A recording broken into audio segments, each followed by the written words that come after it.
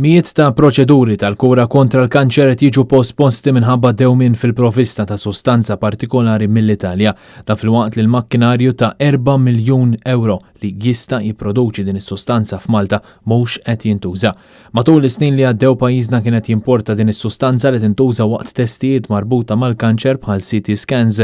Dan normalment isir għal dijanjosi tal-pazjenti kif ukoll biex ikun sorveljat l-effettività ta' terapija fl-Isptar Mater Dei, apparat li jintuża primarjament għal pazjenti li qed jikkumbattu l-kanċer. Peress li huwa radioattiv, dan il-materjal għandu ħajja qasira u għandu jintuża fi ftit sigħat minn meta jiġi prodott fruma.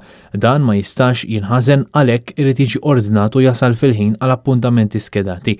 Skont sorsi li tkellmu mat-Times jidher li matul is-snin li għaddew kien hemm diversi okkażjonijiet meta l-kunsinna ordinata ma ntbagħtitx minn Ruma għal Malta. Dan ikkawża numru kbir ta' posponimenti f'dawn il-proċeduri marbuta mal-kanċer. Però dawn il-posponimenti setgħu jiġu evitati b'mod faċli mill-awtoritajiet Maltin hekk kif f'pajjiżna għandna apparat bl-isem ta' cyclotron li jista' jipproduċi s-sustanza. Madankollu għal xi raġuni dan l-apparat għadu fil-kaxxi biswit l-Isptar Mater Dei u sal-lum għadu qatt ma ntuża.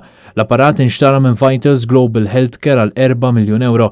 L-istess Vitals li rċieva miljuni kbar mill-Gvern Laburista biex imexxi 3 sptarijiet f'pajjiżna lura fl-2016.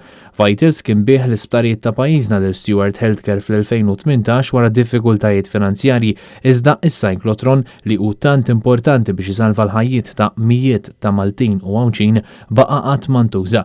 L-istatistika turi li fis-sena 2020 kien hemm tnaqqis kbir fil-proċeduri marbuta mal-kanċer meta saru 1613 scan bl-użu tas-cyclotron li kien importat mill-Italja. Mat-Times kelliem mal-Ministeru tas-Saħħa konferma li matul l-aħħar snin ċertu proċeduri kellhom jiġu posposti.